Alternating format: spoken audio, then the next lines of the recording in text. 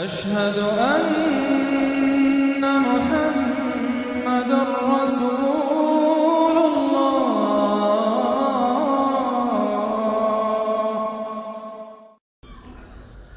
أما بعد فأعوذ بالله من الشيطان الرجيم. بسم الله الرحمن الرحيم.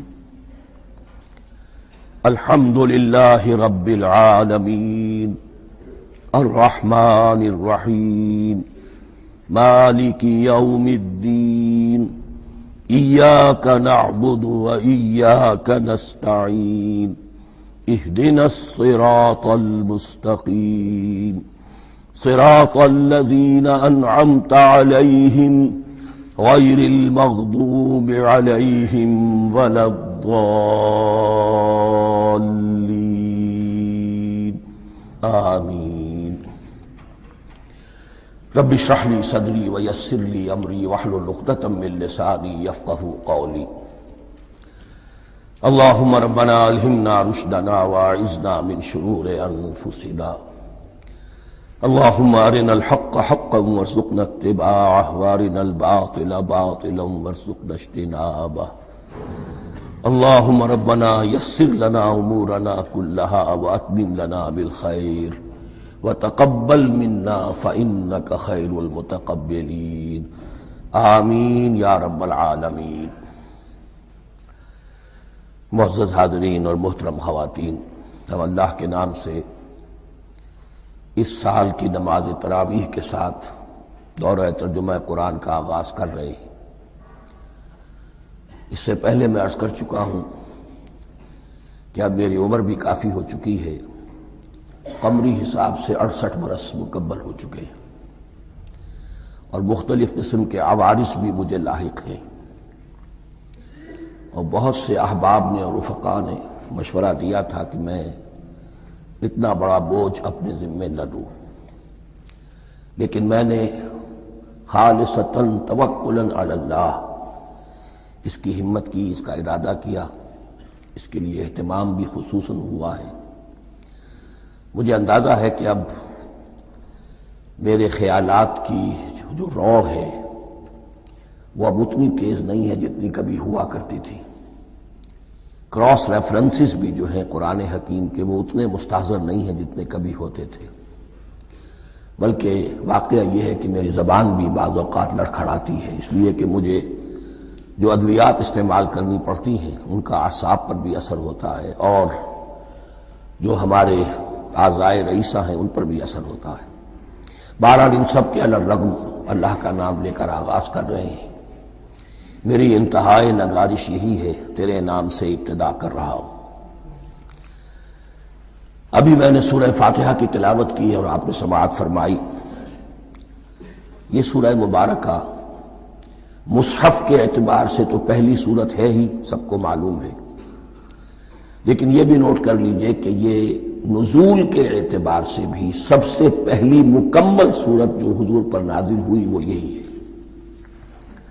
اس سے قبل متفرق آیات نازل ہوئیں، 5 آیتیں سورہ علق کے آغاز میں، کچھ آیتیں سورہ قلم یا سورہ نون کے آغاز میں، کچھ آیتیں سورہ مزمل کی ابتدا کی، کچھ آیتیں سورہ مدثر کے آغاز کی۔ 5ویں وحی تقریباً اس پر اجماع ہے کہ یہ سورۃ الفاتحہ کی ہے، اور یہ مکمل سورت ہے جو حضور پر نازل ہوئی۔ سورۃ الفاتحہ کے معنی ہوئے افتتاحی سورت، فتح یفتح کے معنی ہے کھولنا، مفتاح کنجی کو کہتے ہیں، چابی کو۔ تو یہ اوپننگ سورہ آف دی قرآن، قرآن حکیم کی افتتاحی سورت۔ ویسے جیسا کہ میں تعارف قرآن کے ضمن میں عرض کر چکا ہوں، عربوں کا یہ مزاج تھا کہ جس چیز سے انہیں خصوصی محبت ہوتی تھی اس کے بہت سے نام رکھتے تھے۔ اس کے بھی بہت سے نام ہیں۔ سورۃ الفاتحہ سب سے عام ہے، لیکن الکافیہ، الشافیہ، ام القرآن، اساس القرآن، کم سے کم یہ 4 نام تو میں سمجھتا ہوں کہ ہر مسلمان کو مزید معلوم ہونے چاہیے، اور بھی بہت سے نام ہیں۔ اس سورہ مبارکہ کی بالاتفاق و بالاجماع 7 آیتیں ہیں، اگرچہ ان کی ترتیب میں کچھ اختلاف ہے۔ ایک رائے، یہ رائے امام شافعی کی بھی ہے اور بصرہ کے جو قراء تھے ان کی بھی ہے کہ آیت بسم اللہ بھی سورہ فاتحہ میں شامل ہے، اس کا جز ہے، وہ اس کو شامل کر کے پھر 7 آیتیں بناتے ہیں، تو آخری جنہیں ہم 2 آیتیں سمجھتے ہیں، صراط الذین انعمت علیہم غیر المغضوب علیہم ولا الضالین، وہ ان کے نزدیک ایک آیت ہے۔ تو گویا کہ نتیجہ یہ نکلا کہ آیتوں کی تعداد 7 ہی رہتی ہے۔ امام ابو حنیفہ رحمۃ اللہ علیہ کا موقف اور کوفے کے جو قراء تھے ان کا بھی موقف یہ ہے کہ آیت بسم اللہ نہ سورہ فاتحہ کا جز ہے نہ کسی اور سورت کا جز ہے، سوائے ایک مقام پر جہاں حضرت سلیمان علیہ السلام کا خط جو ہے نقل ہوا ہے، جنہوں نے ملکہ سما کو لکھا تھا انہ من سلیمان و انہ بسم اللہ الرحمن الرحیم، تو قرآن کے متن میں صرف اسی جگہ پر یہ آیت شامل سمجھتے ہیں، باقی یہ صرف علامت کے طور پر کہ یہاں سے ایک نئی سورت شروع ہو رہی ہے درج کی گئی ہے۔ اس سورہ مبارکہ کو الصلاح قرار دیا گیا ایک حدیث میں، اس کا جو اسلوب ہے وہ دعا کا ہے، اور دعا کے ساتھ اس کی جو مناسبت ہے اور پھر اسی کی وجہ سے ہماری نماز کا یہ جزو لا ینفک بنا دیا گیا، بلکہ ایک حدیث جو میں آپ کو سناؤں گا اس میں اسی کو نماز قرار دیا گیا، الصلاح یہی ہے۔ ویسے وہ حدیث مبارک موجود ہے من لم یقرأ بفاتحۃ الکتاب لا صلاۃ لمن لم یقرأ بفاتحۃ الکتاب، جو شخص سورہ فاتحہ کی تلاوت نہیں کرتا اس کی کوئی نماز نہیں۔ اس کے حوالے سے بھی ہمارے ہاں 2 مسلک ہیں، ذکر صرف اس لیے کر رہا ہوں کہ آپ کے علم میں ہو، ان میں کوئی بنیادی فرق نہیں ہے، کسی بھی ایک رائے کا انسان قائل اور حامل ہو سکتا ہے بغیر اس کے کہ دوسرے کو بالکل غلط قرار دے، بلکہ یہ کہ اس کے لیے بھی گنجائش اپنے ذہن میں اور اپنے دل میں رکھے۔ تو ایک رائے یہ ہے کہ یہ میں کیا عرض کر رہا تھا کوئی بھول گیا ہوں،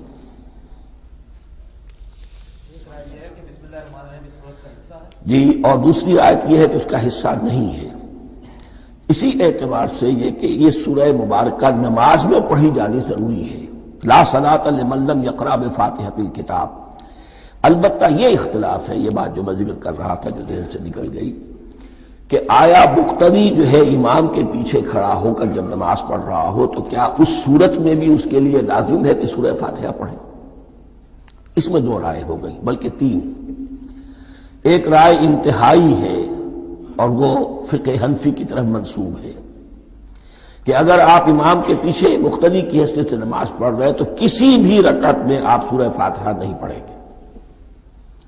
ایک دوسری بالکل برعکس رائے ہے، وہ امام شافعی رحمۃ اللہ علیہ کی ہے کہ ہر حالت میں چاہے امام جہری رکعت پڑھا رہا ہو جس میں وہ بلند آواز سے سورہ فاتحہ پڑھ رہا ہو اور چاہے وہ سری رکعت ہو، ہر حالت میں مقتدی کو بھی پڑھنی ہے۔ ایک تیسری رائے بین ہے، وہ امام مالک کی ہے رحمۃ اللہ علیہ، کہ جو سری رکعت ہے جس میں کہ امام بھی خاموشی سے پڑھ رہا ہے مقتدیوں کو بھی پڑھنی چاہیے، جو جہری رکعت ہے جس میں کہ امام بلند آواز سے پڑھ رہا ہے اس میں مقتدیوں کو خاموش رہ کر پوری توجہ جو ہے سننے پر صرف کر دینی چاہیے۔ اذا قرئ القرآن فاستمعوا له وانصتوا، جب قرآن پڑھا جا رہا ہو تو پوری توجہ اس کے پڑھنے پر مرکوز کر دو اور خود خاموش رہو۔ میرے اپنی رائے میں یہ تیسری رائے سب سے زیادہ صائب ہے اور اس میں کسی طرح کی بھی کوئی پیچیدگی پیدا نہیں ہوتی۔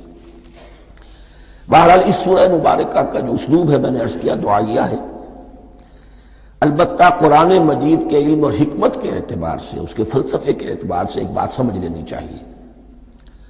قرآن کا فلسفہ یہ ہے کہ بنیادی ہدایت ہر انسان کے دل میں موجود ہے، بالقوہ، پوٹینشلی۔ یہ جو قرآن مجید یا اللہ کی کتابیں نازل ہوتی ہیں یہ انہیں ایکٹیویٹ کرتی ہیں، وہ اندر کی جو ڈورمنٹ کانشسنس ہے، خوابیدہ شعور جو ہے اسے بیدار کر کے اور پھر یہ کہ اسے اجاگر کرتی ہیں۔ ہر سلیم الفطرت انسان اور سلیم العقل انسان، 2 سلامتی شرط ہیں۔ سلیم الفطرت، نیچر پرورٹڈ نہ ہو، فطرت مسخ نہ ہو گئی ہو، عقل سلیم ہو، ان دونوں چیزوں کا نتیجہ یہ نکلتا ہے کہ وہ انسان از خود بغیر کسی وحی کی رہنمائی کے بغیر کسی نبی کی تعلیم کے سے استفادہ کیے ہوئے از خود بھی کچھ حقائق تک پہنچ جاتا ہے۔ اور وہ حقائق کیا ہے؟ نمبر ایک یہ کہ اس کائنات کا ایک خالق ہے اور وہ ایک ہے، اور وہ تمام صفات کمال سے متصف ہے۔ نمبر دو یہ کہ انسان کی زندگی صرف یہ زندگی نہیں ہے، بلکہ ایک اور زندگی ہے کہ جس میں اس زندگی کے اعمال کے نتائج برآمد ہوں گے۔ یہ دو باتیں، اس کی زیادہ وضاحت کے ساتھ جو ہے اس کا تذکرہ آئے گا سورہ لقمان میں، جہاں حضرت لقمان کی شخصیت کا تذکرہ ہے۔ لیکن یہاں صرف یہ بات سمجھ لیجئے کہ قرآن کا فلسفہ یہ ہے کہ ہر انسان میں، ہر فرد نوع بشر میں جو اپنی ولادت کے وقت مسلم ہوتا ہے، حضور کی حدیث ہے کل مولود یولد علی الفطرہ ابواہ یحودانہ او ینصرانہ او یمجسانہ، ہر بچہ نوع انسانی کا فطرت اسلام پر پیدا ہوتا ہے، وہ فطرت کے اندر وہ ہدایت ودیت ہے۔ اب اگر وہ فطرت بس نہیں ہوئی اور عقل جو ہے وہ صحیح رخ پر کام کر رہی ہے تو ان دو حقائق تک وہ انسان خود پہنچ جائے گا۔ لیکن ان دونوں حقائق تک پہنچنے کے بعد اب وہ دست بستہ دعا کرے گا کہ اے رب اب مزید ہدایت تو مجھے عطا فرما۔ ایک تو یہ کہ میں کیا کروں کیا نہ کروں، میری عقل اس میں ٹھوکر کھا سکتی ہے، میں کسی اچھی چیز کو بری سمجھ سکتا ہوں، کسی بری کو اچھی سمجھ سکتا ہوں، تو مجھے صحیح راستہ، صحیح راہ ہدایت پر چلا۔ یہ دعا ہے جو انسان کرتا ہے جبکہ وہ ایمان باللہ اور ایمان بالآخرہ تک خود پہنچ چکا ہوتا ہے، اور یہ سمجھتا ہے کہ صحیح زندگی کا رخ یہی ہے کہ جس رب کو میں نے پہچانا ہے کہ وہ اس کائنات کا خالق ہے اور مالک ہے اور رب ہے، میں اس کی بندگی کروں، اس کی اطاعت کروں، اس کا حکم مانوں، اس کے راستے پر چلوں۔ لیکن وہ راستہ کون سا ہے؟ اس کے لیے پھر دست بدعا ہوتا ہے کہ پروردگار تو میری رہنمائی فرما۔ یہ مقام ہے کہ جہاں آپ سمجھ لیجئے اپنے آپ کو بھی آج اس جگہ پر تصور کرتے ہوئے پھر اس سورہ مبارکہ کو پڑھیے کہ آپ اس مقام پر اللہ کے فضل و کرم سے پہنچ چکے ہیں کہ اللہ کو آپ نے پہچان لیا اور اس کی توحید کو جان لیا، اس کی جملہ صفات کمال سے آپ واقف ہو گئے۔ آپ یہ بھی جان گئے کہ بڑھ کر اس کے حضور میں حاضر ہونا ہے اور وہ حساب کتاب لے گا۔ پھر آپ نے یہ عہد بھی کر لیا کہ اب زندگی گزارنی ہے اس رب کی بندگی میں، اسی کی فرما برداری میں۔ اب یہاں کھڑے ہو کر آپ پوچھتے ہیں کہ اللہ مجھے وہ تفصیلی ہدایت عطا فرما، ایسا نہ ہو کہ کبھی میں کسی راستے پر چلتا ہوا کسی پگڈنڈی پر مڑ جاؤں اور وہ تھوڑی سی جو ڈیوییشن ہو میرے راستے کی وہ میری عاقبت کو برباد کر دے۔ یک لحظہ غافل گشتم و صد سال راہم دور شد، اس لیے کہ ہوتا یہی ہے سیدھے راستے سے ذرا سی کوئی پگڈنڈی جو ہے تھوڑے سے اینگل پر نکلی ہے، لیکن جب چلتے جائیں گے آپ تو جتنے آگے بڑھیں گے اس پر، اس راہ صراط مستقیم سے آپ اتنے ہی زیادہ دور ہوتے چلے جائیں گے۔ یہ ہے قرآن مجید کی حکمت اور فلسفے کے اعتبار سے اس سورہ مبارکہ کا مقام۔ اب آئیے ہم بسم اللہ کرتے ہیں۔ بسم اللہ الرحمن الرحیم، شروع کرتا ہوں میں اللہ کے نام سے جو رحمان اور رحیم ہے۔ اس پر کچھ گفتگو ہو چکی ہے تعارف قرآن کے ضمن میں کہ رحمان اور رحیم دو نام ہیں کہ جو رحمت کے مادے سے نکلتے ہیں۔ رحمان میں اللہ تعالیٰ کی رحمت کا جوش، ہیجانی کیفیت، طوفانی کیفیت، اور رحیم میں اللہ تعالیٰ کی رحمت کا دوام اور تسلسل۔ یہ دونوں کیفیات اللہ کی رحمت میں بیک وقت موجود ہیں، جس کا ہم تصور نہیں کر سکتے۔ ہم سمندر کو دیکھتے ہیں، متلاطم سمندر ہے، اس میں ہیجان ہے، طوفان ہے۔ دریا کو دیکھتے ہیں کہ وہ سکون کے ساتھ چل رہا ہے، خاموشی سے چل رہا ہے، بہہ رہا ہے، بس تسلسل کے ساتھ بہہ رہا ہے۔ ہم ان دونوں کیفیات کو علیحدہ علیحدہ دیکھتے ہیں تو ہمارا ذہن ان دونوں کو بیک وقت اس کا تصور نہیں کر سکتا، تخیل ممکن نہیں۔ لیکن اللہ کی رحمت کی یہ دونوں شانیں مستقلاً ہر وقت موجود ہیں بیک وقت، اسی لیے ان دونوں کے درمیان کہیں حرف عطف نہیں آئے گا۔ بسم اللہ الرحمن الرحیم، الحمد للہ رب العالمین، کل حمد، اور حمد کو ذہن میں رکھ لیجئے، حمد مساوی ہے تعریف جمع شکر۔ عام طور پر ترجموں میں ایک لفظ لایا جاتا ہے، کل تعریف اللہ کے لیے، یہ کافی نہیں ہے۔ تعریف آپ کسی شے کی کر سکتے ہیں جس میں کوئی حسن ہے، خوبی ہے، کسی بھی اعتبار سے، خواہ آپ کو اس کے حسن و خوبی سے کوئی فائدہ حاصل نہیں ہو رہا۔ ایک پھول ہے، بہت خوبصورت ہے، بس ٹھیک ہے، خوبصورت ہے، آپ نے کہا، تعریف کر دی۔ شکر کرتے ہیں آپ اس شے کا جس سے آپ کو کوئی فائدہ پہنچا ہو، استفادہ ہوا ہو، آپ کی کوئی ضرورت پوری ہوئی ہو، آپ کی کوئی مشکل رفع ہوئی ہو۔ اور آپ دیکھیں گے کہ حمد میں یہ شکر کا پہلو غالب ہے۔ جتنی بھی دعائیں ہیں حضور سے منقول، شکر کے مقام پر وہاں حمد آتا ہے۔ بھوک لگی ہوئی تھی، کھانا کھایا، الحمدللہ الذی اطعمنی وسقانی۔ اب یہاں دیکھیے ترجمہ، تعریف نہیں، شکر ہے اس اللہ کا جس نے مجھے کھلایا اور پلایا۔ آپ بیت الخلاء سے باہر آئے، نجاستیں آپ سے دور ہو گئی، طبیعت میں انشراح ہوا، الحمدللہ الذی اذھب عنی الاذی وعافانی۔ وہ شکر ہے اس اللہ کا جس نے اذیت بخش چیزیں مجھ سے دور کر دیں اور مجھے عافیت بخشی۔ تو یہ الحمدللہ رب العالمین، اللہ تعالیٰ کا حسن و کمال اور حسن و جمال اپنی جگہ بھی اس انتہا کا ہے کہ جتنی تعریف اس کا حق ہے ہم کر ہی نہیں سکتے، لیکن اس کے احسانات اور انعامات ہم پر اتنے ہیں کہ ہم ان کو بھی گن نہیں سکتے۔ لہذا ایک ہی احصاء ہم نے کر دیا الف لام کے ساتھ، الحمدللہ رب العالمین۔ تمام تعریفیں اور کل شکر اللہ کے لیے ہیں کہ جو تمام جہانوں کا پروردگار ہے، رب ہے، مالک ہے۔ رب میں ایک مفہوم ہوتا ہے ربوبیت کا، اور اس میں مفہوم شامل ہوتا ہے تربیت کا، ربیانی صغیرہ۔ تو مالک ہونا اور تربیت دینا، آپ جس شے کے مالک ہوں گے آپ چاہیں گے اس میں بڑھوتری ہو، اس میں اضافہ ہو، وہ نشو و نما پائے۔ تو یہ دونوں چیزیں آپس میں ایک دوسرے کا جڑی ہوئی ہیں، پروردگار بھی اور مالک بھی۔ عام طور پر عربی میں رب کا لفظ مالک کے لیے آتا ہے، رب البیت، رب الدار، رب المال۔ تو مالک وہاں پر ظاہر بات ہے کہ اس سے مراد کیا ہے، مال والا، گھر والا، گھر کا مالک۔ تو کل شکر اور کل تعریف اس اللہ کے لیے ہے جو تمام جہانوں کا مالک بھی ہے اور پروردگار بھی ہے۔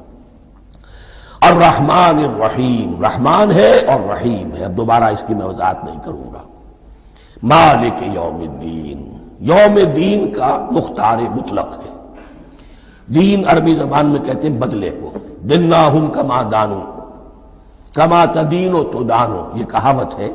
جیسے اردو میں ہم کہتے ہیں جیسا کرو گے ویسا بھرو گے، کما تدینو تو دانو۔ تو یہ ہے بدلہ، اس کا بنیادی مفہوم جو ہے وہ بدلہ ہے۔ تو بدلے کا ایک دن ہے جس دن فیصلہ ہوگا کہ کون کیا کما کر لایا ہے اور اسے کیا بدلہ ملنا چاہیے۔ آیا اس کا برائیوں کا پلڑا بھاری ہے کہ اسے سزا ملنی چاہیے، یا اس کی حسنات اور نیکیوں کا پلڑا بھاری ہے کہ اسے جزا ملنی چاہیے، اس کا انعام اور اکرام کے ساتھ معاملہ کیا جانا چاہیے۔ وہ ایک دن ہے، اسے ہم یوم القیامہ کہتے ہیں۔ اور لیکن اصل بات جو یہاں کہی گئی، یعنی ایک جملے میں تین باتوں کا اعتراف ہو رہا ہے۔ بعث بعد الموت، ایک دن آئے گا کہ ہم مرنے کے بعد تمام انسان اٹھا لیے جائیں گے، پھر حساب و کتاب، پھر اللہ کے ہاں حاضری ہوگی اور حساب کتاب ہوگا۔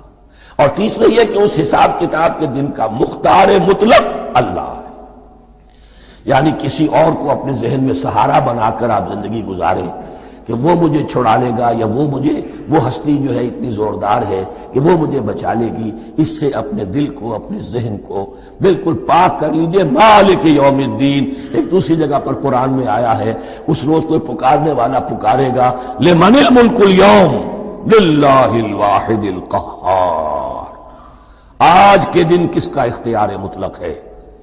اور پھر کہا جائے گا اللہ کے لیے، الواحد قہار، جو پوری طرح چھایا ہوا ہے، بس تولی ہے۔ تو مالک یوم الدین، جو جزا و سزا کے دن کا مالک ہے۔ اب یہاں سے کلام ایک رخ بدل رہا ہے۔ ابھی تک تو یہ غائبانہ انداز میں کلام ہو رہا ہے، اللہ سے خطاب نہیں آیا اس میں ابھی۔ الحمدللہ رب العالمین الرحمن الرحیم مالک یوم الدین۔ اب خطاب ہے، ایاک نعبد و ایاک نستعین، ہم صرف تیری ہی بندگی کرتے ہیں اور کریں گے، اور ہم صرف تجھ ہی سے مدد مانگتے ہیں اور مانگیں گے۔ یہ ترجمہ میں کیوں کر رہا ہوں کہ یہ فعل مضارع ہے۔ عربی زبان میں فعل مضارع حال اور مستقبل دونوں کو کور کرتا ہے۔ ایاک کا جو ہے مفعول فاعلی جو ہے، مفعول جو ہے اس میں ضمیر مفعولی، اسے پہلے لا کر حشر کا مضمون پیدا ہو گیا۔ ہم تیری بندگی کرتے ہیں نہیں، ہم تیری ہی بندگی کرتے ہیں اور کریں گے۔ حال میں ترجمہ کیجئے تو یہ اظہار حال ہے، اور مستقبل میں ترجمہ کیجئے تو یہ ایک عہد ہے، قول و قرار ہے، بہت بڑا معاہدہ ہے۔ وَإِيَّاكَ نَسْتَعِينُ، اور صرف تجھ ہی سے مدد مانگتے ہیں اور مانگیں گے۔ اس میں بھی حال کا ترجمہ اظہار حال، اللہ کرے کہ واقعی ہمارا حال وہی ہو، جب ہم یہ الفاظ کہتے ہیں تو واقعتاً ہم اس پر پورے اتر رہے ہوں کہ اسی کی بندگی کر رہے ہوں اور اسی سے ساری استعانت اور استمداد کر رہے ہیں۔ جہاں تک مستقبل کا تعلق ہے وہ پھر ایک عہد ہے، اہدنا الصراط المستقیم، یہ مقام وہ آ گیا کہ یہاں تک تو اے پروردگار ہم پہنچ گئے تیرے فضل سے، تیرے کرم سے۔ فطرت سلیمہ بھی تیری عطا کردہ تھی، عقل سلیم بھی تیری ودیعت کردہ تھی، ان دونوں کی روشنی سے ہم یہاں تک تو پہنچ گئے۔ اب ہماری جو ضرورت ہے، احتیاج ہے، وہ کیا ہے؟ اہدنا الصراط المستقیم، ہدایت بخش ہمیں سیدھے راستے کی۔ یہاں دو باتیں سمجھ لیجئے، انفرادی سطح پر انسان کے لیے نہ معلوم کتنے مرحلے آتے ہیں ہر روز کہ جس میں وہ ایک ٹھٹک کر کھڑا ہو جاتا ہے، یہ کروں یا یہ کروں، دو آلٹرنیٹو سامنے آ رہے ہیں، فیصلہ کرنا مشکل ہو رہا ہے، قدم قدم پر ہدایت کی ضرورت ہے۔ اور اجتماعی طور پر نوع انسانی تین بڑے بڑے تمدنی مسائل میں واقعہ یہ ہے کہ تسلیم کر لیا جانا چاہیے کہ عقل انسانی اس کو راستہ نہیں دکھا سکتی۔ عام معاشرتی سطح پر مرد اور عورت کے درمیان حقوق اور اختیارات کا کیا توازن ہو، ناممکن ہے، انسان طے نہیں کر سکتا۔ انسان یا مرد ہے یا عورت ہے، عورت سوچے گی اپنے جذبات کا، اپنے خیالات کا لحاظ رکھے گی، مرد کے جذبات و احساسات کا اس کا کوئی تصور ہی ممکن نہیں۔ مرد سوچے گا اسے اپنے احساسات معلوم ہے، لیکن یہ کہ عورت کے احساسات سے وہ نابلد ہے، ان کو محسوس کر ہی نہیں سکتا، لا محالہ وہ اپنے بارے میں وہ جو بھی نظام بنائے گا اس میں وہ اپنی بالادستی رکھے گا۔ وہ تو ایک ہی ہستی ہو سکتی ہے کہ جو دونوں کی خالق ہے، مرد کی بھی عورت کی بھی، اور اس کو دونوں سے محبت ہے، دونوں کا خیر خواہ ہے، دونوں کا رب ہے، دونوں کو پروان چڑھانا چاہتا ہے۔ اسی طرح فرد اور معاشرہ یا ریاست، حکومت اور ریاست ہمیشہ یہ چاہتی ہے کہ سارے اختیارات ہمارے ہاتھ میں آ جائیں، ٹوٹلیٹیرین سوسائٹی ہو، بس ہم حکم دیں اور لوگ اس پر چلیں۔ افراد یہ چاہتے نہیں، ہمیں آزادی ہونی چاہیے۔ اب آپ دیکھیے کہ دنیا میں کتنے جھگڑے چلتے ہیں اسی پر، فریڈم فریڈم فریڈم۔ وہ فریڈم واقعتاً اپنی جگہ پر ایک شے ہے، افراد کی آزادی ہونی چاہیے، لیکن افراد کی آزادی اتنی نہ ہو جائے کہ وہ مادر پدر آزاد ہو جائے، کوئی قانون، کوئی قاعدہ، کوئی اخلاقی کوئی حدود اور قیود جو ہے ان کا پابند نہ رہے۔ تو اب کہاں ہے وہ نقطہ اعتدال کہ جس میں انسان کی انفرادی آزادی، انفرادی اختیار اور ادھر اجتماعی مصلحتیں جو ہیں ان کو بیلنس کیا جا سکے؟ انسان طے نہیں کر سکتا، صرف اللہ ہی اس کے لیے نظام دے سکتا ہے۔ تیسرا مسئلہ ہے سرمایہ اور محنت، اس میں کیا توازن ہو؟ سرمایہ اور محنت دونوں مل کر کچھ بنا رہے ہیں، کچھ پروڈیوس کر رہے ہیں۔ اب اس میں نفع جو ہوا ہے اس میں سرمایہ کا کتنا حصہ ہونا چاہیے اور لیبر کا کتنا ہونا چاہیے، کون طے کر سکتا ہے؟ اس کے لیے بھی کہ ایسا نہ ہو کہ سرمایہ داری جو ہے آکاش بیل بن کر پورے معاشرے پر چھا جائے اور غریب بیچارہ، مزدور بیچارہ، کاشتکار بیچارہ وہ گویا کہ چکی کے دو پارٹوں میں پس کر رہ جائے، اس کی کوئی حیثیت نہ رہ جائے۔ لیکن یہ کہ دوسری طرف اگر یہ کہ مزدور کا جو حق ہے اس سے زیادہ اس کو دے دیا جائے تو سرمایہ جو ہے وہ سکڑ جائے گا، شائی ہو جائے گا، وہ پھر میدان میں نہیں آئے گا۔ کیا کیا جائے؟ کون سا نقطہ عدل و اعتدال ہے؟ یہ تین مسائل ایسے ہیں، اہدنا الصراط المستقیم۔ تو یوں سمجھیے کہ ایک جو بنیادی ہدایت تھی، ایک اللہ کو پہچان لینا، یہ جان لینا کہ کل حسن و جمال اور تمام انعام و اکرام کا منبع اس کی ذات ہے، وہ رحمان ہے اور رحیم ہے، اور یہ جان لینا کہ مرنے کے بعد جی اٹھنا ہے، حساب کتاب ہے، فیصلہ ہوگا جزا و سزا کا، اور مختار مطلق اس دن کا اللہ ہے۔ پھر یہ عہد کر لینا ایاک نعبد و ایاک نستعین۔ اس کے بعد دعا، پروردگار ہمیں ہدایت پر قائم رکھ، ہماری ہدایت میں اضافہ فرما۔ اس ہدایت کے لفظ کو سمجھ لیجئے، بنیادی ہدایت، تفصیلی ہدایت، قدم قدم پر ہدایت، ہدایت پر ہدایت. والذین اہتدوا زادہم ھدی، جو لوگ ہدایت کے راستے پر آتے ہیں اللہ ان کی ہدایت میں اضافہ کرتا ہے. تو یہ قدم قدم پر ہمیں ہدایت کی ضرورت ہے اور مرحلہ وار ضرورت ہے. ہدایت اس کو بھی کہتے ہیں کہ کسی نے آپ سے کوئی پتہ پوچھا، آپ نے کہا ادھر جانا، پھر دوسری گلی میں مڑنا، پھر جانا 2-3 لائٹیں چلے جانا، پھر مڑنا وغیرہ وغیرہ، یہ بھی ہدایت ہے. نظری طور پر آپ نے بتایا ہے. ایک ہدایت یہ ہوئی کہ بھائی میں چلتا ہوں آپ کے ساتھ، میں آپ کو وہاں تک پہنچا دوں گا تاکہ آپ کو دقت نہ ہو، آپ نے منزل تک پہنچا دیا. ان دونوں کے درمیان، یہ تو میں نے ایک فرد کی مثال دی ہے، اللہ اور بندے کے درمیان نہ معلوم کتنے مراحل ہیں ہدایت کے. تو کسی وقت بھی انسان اپنے آپ کو ہدایت خداوندی سے مستغنا نہیں سمجھ سکتا، اور نہیں تو پروردگار جو ہدایت دی ہے اس پر ہدایت پر قائم رکھ. کیا پتہ شیطان کا کوئی حملہ، کیا پتہ ہمارے نفس کی کوئی شرارت کسی ایسے رخ پر ہمیں ڈال دے کہ اب تک کی ساری کمائی بھی ضائع ہو جائے. لہذا یہ نہ سمجھیے کہ جب یہ ساری چیزیں ان کو معلوم تھی، ان چیزوں کا تو اقرار کر رہے تو اب ہدایت کون سی مانگ رہے ہیں. تو ہدایت کا تو بڑا میدان کھلا ہوا ہے، اور اس ہدایت کی وہ جو میں نے آخری شکل آپ کو بتائی ہے کہ منزل مقصود تک پہنچا دے، یہ ہدایت بھی قرآن مجید میں اس معنی میں بھی لفظ آیا ہے کہ اہل جنت جب جنت میں داخل ہوں گے تو جو ترانہ حمد ان کی زبان پر اس وقت ہوگا وہ کیا ہے؟ الحمدللہ الذی ہدانا لہذا وما کننا لنہتدی لولا ان ہدانا اللہ. کل شکر اللہ کا جس نے ہمیں یہاں تک پہنچا دیا، ہدایت دی یہاں تک پہنچا دیا، اور ہم ہرگز نہ پہنچ پاتے، ہم ہرگز ہدایت یافتہ نہ ہو سکتے اگر اللہ ہی ہمیں ہدایت نہ دیتا. اہدنا الصراط المستقیم، سیدھا راستہ. صراط الذین انعمت علیہم، اب اس کی مزید وضاحت ہے. راستہ اس کا ان لوگوں کا جن پر تیرا انعام ہوا. یہ کون لوگ ہیں؟ اس کی وضاحت آپ کو ملے گی سورہ نساء میں. من یطع اللہ والرسول فاولئک مع الذین انعم اللہ علیہم من النبیین والصدیقین والشہداء والصالحین. 4 طبقات ہیں منعم علیہم جن پر اللہ کا انعام ہوا ہے. چوٹی پر انبیاء کرام، اس کے بعد صدیقین کرام، اس کے بعد شہداء عظام، اس کے بعد عام صالح مسلمان صالح ہو. یہ بیس لائن ہے. اس سے اوپر کا درجہ شہداء کا ہے، اس سے اوپر کا درجہ صدیقین کا ہے، اور پھر اس سے اوپر کا درجہ انبیاء کا ہے. انبیاء میں سے پھر وہ بھی ہوتے ہیں کہ جو اولو العزم میں من الرسل ہیں. لیکن یہ 4 طبقات ہیں، ان کے راستے پر ہمیں چلا. غیر المغضوب علیہم ولا الضالین، جو مغضوب علیہم نہیں ہوئے، جن پر تیرا غضب نہیں ہوا.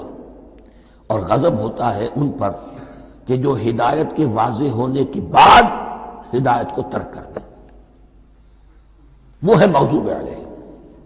جنہیں ہدایت مل گئی ہو، ہدایت کو پہچان لیا ہو، پھر اپنی شرارت نفس کی وجہ سے، اپنی نفسانیت کی وجہ سے، اپنے تکبر کی وجہ سے، اپنے حسد کی وجہ سے وہ اس حق کو رد کر دیں، اس کو ترک کر دیں. ان پر اللہ کا غضب آتا ہے. اور اس میں اس کی بہت بڑی مثال تاریخ کے اعتبار سے یہودی ہے. اللہ نے انہیں ہدایت دی، کتابیں عطا کی، تورات، انجیل، زبور، سینکڑوں نبی ان میں مبعوث کیے. 1400 برس تک نبوت کا تار ٹوٹا ہی نہیں، مسلسل. ابتدا میں بھی 2 نبی، موسیٰ اور ہارون، اور اختتام پر بھی 2 نبی، عیسیٰ اور یحییٰ علیہ السلام. اور ان کے مابین کوئی لمحہ نہیں آیا ہے تاریخ بنی اسرائیل میں جبکہ کوئی نہ کوئی نبی موجود نہ ہو. لیکن انہوں نے اپنی شرارت نفس کی وجہ سے ہدایت تورات سے بھی منہ موڑا، اور پھر سب سے بڑی بات یہ کہ ہدایت محمدی سے، ہدایت قرآنی سے بھی صلی اللہ علیہ وسلم منہ موڑا. وہ ہے مغضوب علیہم ولا الضالین، اور نہ ہی گمراہ ہوئے. یہ لفظ جو آتا ہے عربی زبان میں گمراہ کا بھی ہے اور تلاش حق میں بھٹکنے والے کا بھی ہے. ایک وہ شخص ہے جس پر حق ابھی واضح نہیں ہوا، وہ تلاش میں ہے، اس کے لیے بھی ضال کا لفظ آئے گا. اسی طرح کوئی شخص کسی کے عشق اور محبت میں ایسا ہو جائے، دیوانہ ہو جائے، اس کو بھی ضال کہتے ہیں. یعنی اس کے اوپر جذبات کا اتنا غلبہ ہو گیا ہے کسی کی محبت اور عشق کی بنا پر. تو حضور کے لیے یہ لفظ آیا ہے وَوَجَدَكَ ضَالًّا فَهَدَىٰ، اور یہ تو سورۃ الضحیٰ ہے، اکثر بیشتر لوگوں کو یاد ہوگی۔ تو یہ جو ضال کا لفظ ہے اس میں سمجھ لیجئے ضروری نہیں ہے کہ وہ گمراہ ہو، بلکہ وہ بھی کہ جو ابھی راہ ہدایت کی طلب میں اس کے حصول کے لیے اس کی تلاش میں کوشاں ہے، اور وہ بھی کہ جو کسی مغالطے کی وجہ سے حق سے منحرف ہو جائے۔ یہ بھی جان لیجئے کہ ایک ہے بدنیتی، تکبر، حسد، حق کو جان کر پہچان کر رد کر دینا یا چھوڑ دینا یا ترک کر دینا، ایک ہے کسی غلطی میں، کسی جذبات کے اندر آ کر، کسی غلو کے اندر مبتلا ہو کر اور حق سے منحرف ہو جانا۔ اس کی جو سب سے بڑی مثال ہے وہ نصارہ ہے، عیسائی ہے۔ حضرت مسیح کو انہوں نے مانا لیکن غلو کیا، یہ لفظ آئے گا آگے، لا تغلو فی دینکم، اپنے دین میں غلو نہ کرو۔ جیسے ہمارے ہاں بھی بعض لوگ ہیں جو حضور صلی اللہ علیہ وسلم کی تعریف میں، حضور صلی اللہ علیہ وسلم کے ساتھ اپنی محبت کے اظہار میں غلو کر جاتے ہیں۔ یہ انتہا درجے کو ہو گیا تھا حضرت مسیح علیہ السلام کے ماننے والوں میں، اور اس کی بنا پر انہوں نے تثلیث کا عقیدہ ایجاد کر لیا اور حضرت مسیح علیہ السلام کو اللہ کا بیٹا بنا دیا۔ تو اس کی سب سے بڑی مثال ضالین کی اس اعتبار سے کہ ہدایت پانے کے بعد کسی بدنیتی سے نہیں بلکہ کسی اچھے جذبے میں غلو کی وجہ سے، رسول سے محبت کرنا تو اچھا جذبہ ہے لیکن یہ محبت بھی ایک حد میں رہنی چاہیے۔ غلو کرے گی تو ظاہر بات ہے کہ اس کے بعد وہ گمراہی کی طرف لے جائے گی۔ یہ ہے اس سورہ مبارکہ کا ترجمہ، اور اس کے بعد آخر میں آمین کہنا یہ مسنون بھی ہے، کہنا چاہیے۔ البتہ اختلاف یہاں بھی صرف اتنا ہے کہ نماز میں جب آپ امام کے ساتھ ہیں، وہ اگر جہری قرات کر رہا ہے تو آیا اس کے بعد آپ کو بھی بالجہر کہنا ہے آمین یا نہیں کہنا، یہ اختلاف ہے، ان میں کوئی فرق واقع نہیں ہوتا۔ یہ چیز متفق علیہ کہ کہنا ہے آمین، بلکہ یہ آمین تو یہودیوں میں ہے، یہ آمین جو ہے یہ عیسائیوں میں بھی ہے۔ ان کی بھی جو پریئر، لارڈس پریئر ہے، اس کے بعد آمین، وہ آمین کہتے ہیں، وہ فرق، وہ لفظ ایک ہی ہے۔ اس لیے کہ عبرانی زبان اور عربی زبان، یا تو ہم یہ کہہ سکتے ہیں کہ دونوں بہنیں ہیں، کوئی ایک مشترک زبان تھی ان کی ماں جس کی یہ دو بیٹیاں ہیں، اور یا یہ کہنا پڑے گا کہ عربی زبان کی ماں جو ہے وہ عبرانی زبان ہے۔ بہرحال بڑا قریبی رشتہ عربی کا اور عبرانی کا ہے، اس اعتبار سے وہ آمین۔ اب آپ کو معلوم ہے ہم السلام علیکم وہ کہتے ہیں، وہ سلام کہتے ہیں، فرق کیا ہے؟ وہ تو تلفظ کا فرق ہے۔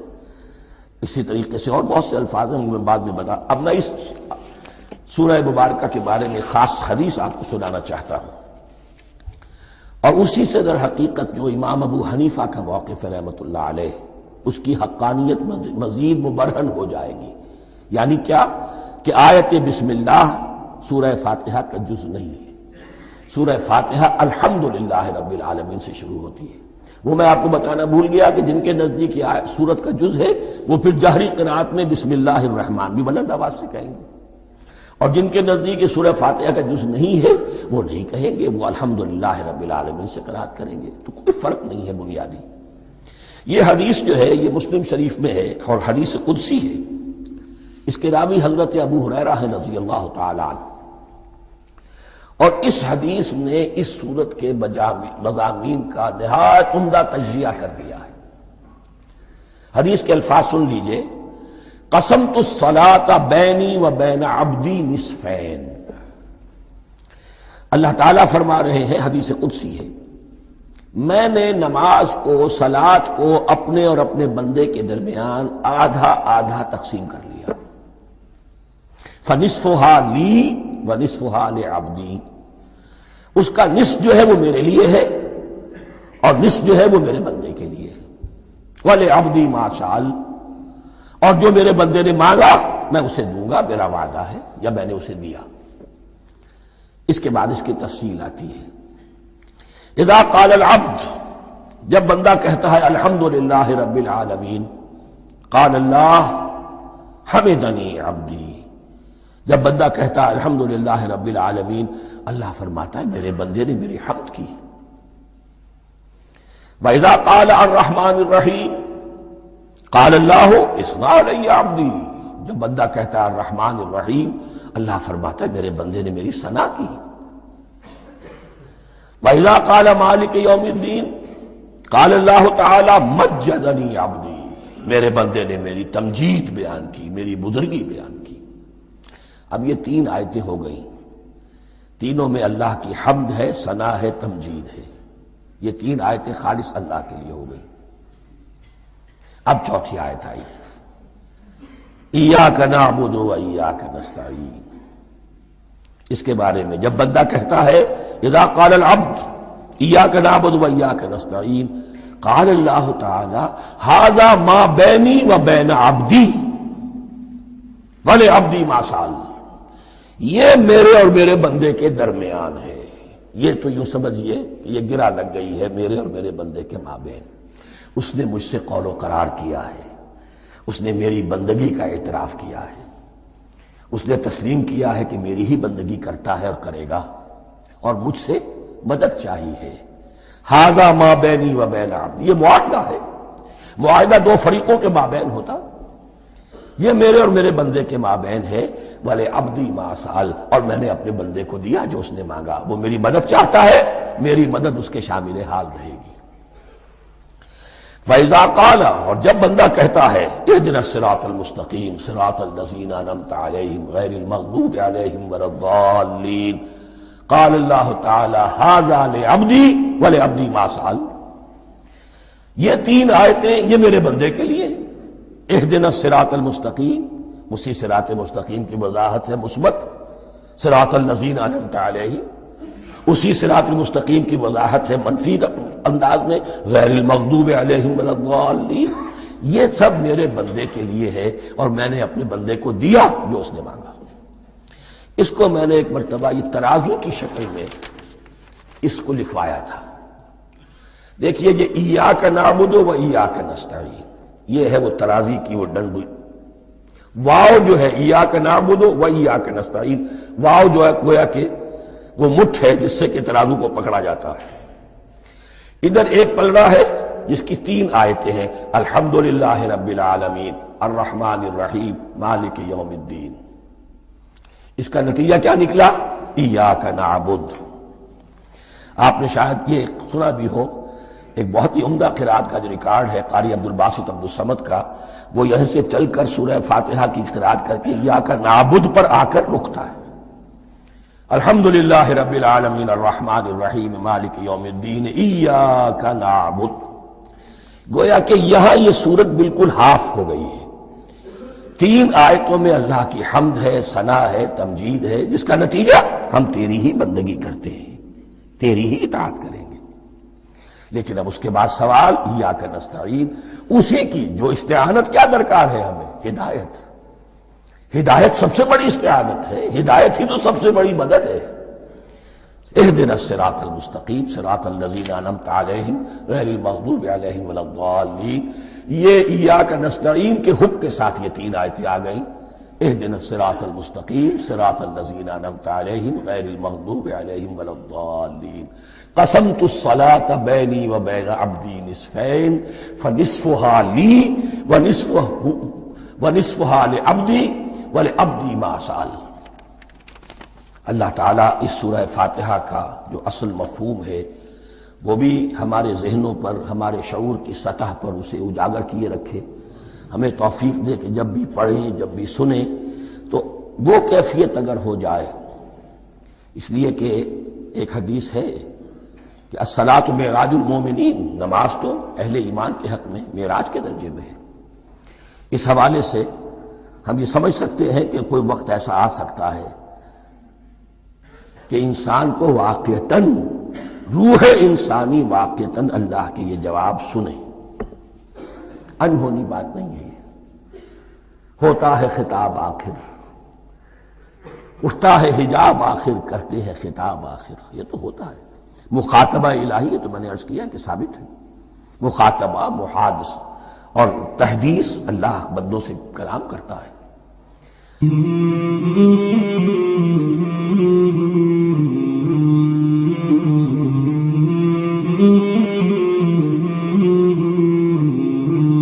مولاي صل وسلم